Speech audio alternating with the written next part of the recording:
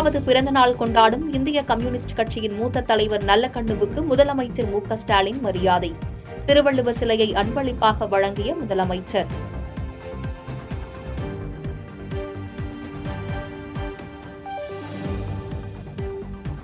திராவிட model ஆட்சிக்கு பக்கபலமாக விளங்குபவர் நல்லக்கண்ணு. திமுக கூட்டணி கொள்கை கூட்டணியாக மட்டுமில்லாமல் நிரந்தர கூட்டணியாக இருப்பதாகவும் பேச்சு.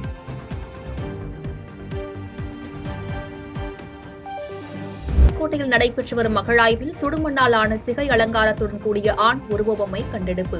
அகழாய்வு நடைபெற்ற இடத்தை நிதியமைச்சர் தங்கம் தென்னரசு மேற்பார்வை. மதுரை அழகர் கோவில் மருதமலை சுப்பிரமணிய சுவாமி கோவிலில் நாள் முழுவதும் அன்னதானம் வழங்கும் திட்டத்தை விரிவுபடுத்தும் திட்டம் துவக்கம்.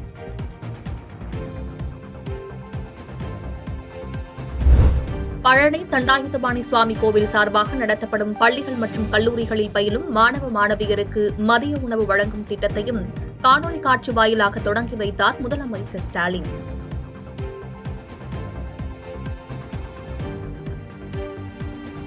நீலகிரி மாவட்டம் பந்தலூர் அருகே மீண்டும் ஊருக்குள் புகுந்த புல்லட் காட்டு யானை.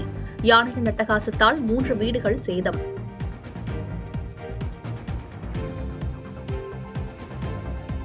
லாட்டரி தொழிலதிபர் மார்டினிடம் கைப்பற்றப்பட்ட மின்னணு சாதனத்தின் ஆய்வுக்கு தடை. தகவல்களை பார்க்கவோ நகல் எடுக்கவோ கூடாது என அமலாக்கத்துறைக்கு உச்சநீதிமன்றம் உத்தரவு.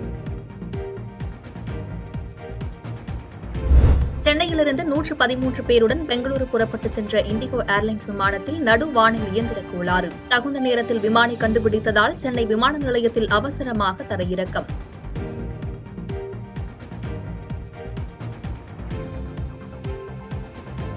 அண்ணா பல்கலைக்கழக மாணவி பாலியல் வன்கொடுமைக்கு நீதி கேட்டு பாஜகவினர் ஆர்ப்பாட்டம். ஆர்ப்பாட்டத்தில் ஈடுபட்ட தமிழிசை உள்ளிட்ட பாஜகவினரை காவல்துறையினர் கைது செய்தனர்.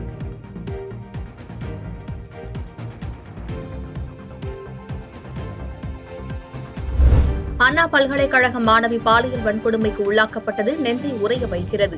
பெண்களுக்கும் குழந்தைகளுக்கும் பாதுகாப்பை உறுதி செய்வது நம் கடமை என திமுக எம்பி கனிமொழி எக்ஸ்தல பதிவு.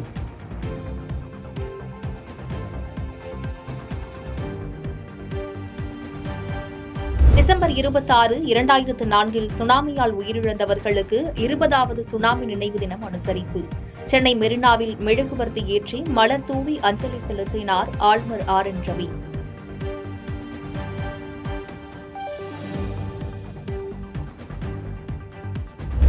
கன்னியாகுமரி மாவட்டத்தில் சுனாமியால் உயிரிழந்தவர்களுக்கு 20வது சுனாமி நினைவு தினம் அனுசரிப்பு.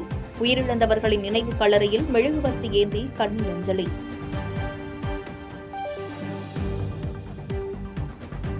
ஆழிப்பேரலையின் நினைவு நாளை ஒட்டி தூத்துக்குடி, நாகை, கடலூர் மாவட்ட மீனவர்கள் கடலுக்கு செல்லவில்லை.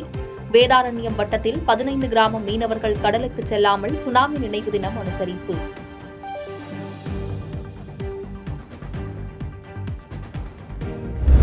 வங்கக்கடலில் நிலவிய ஆழ்ந்த காற்றழுத்த தாழ்வு பகுதி கடலிலேயே வலுவிழந்தது.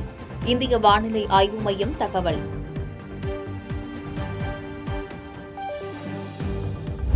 மழை வெள்ளத்தால் பாதிக்கப்பட்டவர்களுக்கு முறையான கணக்கீடு செய்து போதிய இழப்பீடு வழங்காவிட்டால் விவசாயிகளை திரட்டி போராட்டம் நடத்தப்படும். பாஜக மாநில செயலாளர் அஸ்வத்தாமன் எச்சரிக்கை.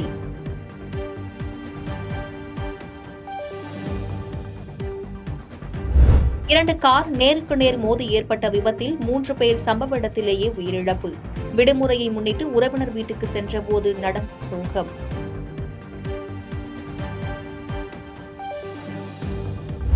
டங்ஸ்டன் விவகாரத்தில் மாநில அரசு இரட்டை வேடம் போடுகிறது. இது பாலுக்கும் காவல், பூனைக்கும் தோழன் என்ற பழமொழிக்கு ஏற்றாற்போல் உள்ளதாக முன்னாள் அமைச்சர் ஆர்.பி. உதயகுமார் விமர்சனம். இன்றைக்கு மத்திய அரசு அந்த வெளியிட்டிருக்கக்கூடிய அந்த செய்தி குறிப்பில் இன்றைக்கு சொல்லப்பட்டிருப்பதை அனைத்து பத்திரிகைகளும் வெளியாகும். இது இரட்டை வேடமாகத்தான் இது பார்க்கப்படுகிறது. இதைத்தான் பாலுக்கும் காவல், பூனைக்கும் தோழன் என்று கிராமத்தில் ஒரு பழமொழி சொல்வார்கள். அந்த நிலையில தான் இன்றைக்கு திமுக அரசுடைய நிலைப்பாடை மக்கள் பார்த்தார். சென்னையில் ஆபரண தங்கத்தின் விலை சவரனுக்கு 200 ரூபாய் உயர்ந்து 57,000க்கு விற்பனை. 1 கிராம் தங்கம் 7,125க்கு விற்பனை.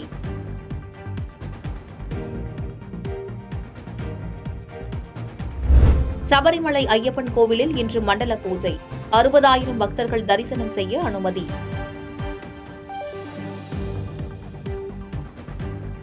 பாதகம் செய்பவரை கண்டால் நாம் பயங்கொள்ளலாகாது பாப்பா. மோதி மிதித்து விடு பாப்பா, அவர் முகத்தில் உமிழ்ந்து விடு பாப்பா. அண்மை செய்திகளை உடனுக்குடன் தெரிந்து கொள்ள இணைந்திருங்கள் இயம்நாடு தொலைக்காட்சியுடன்.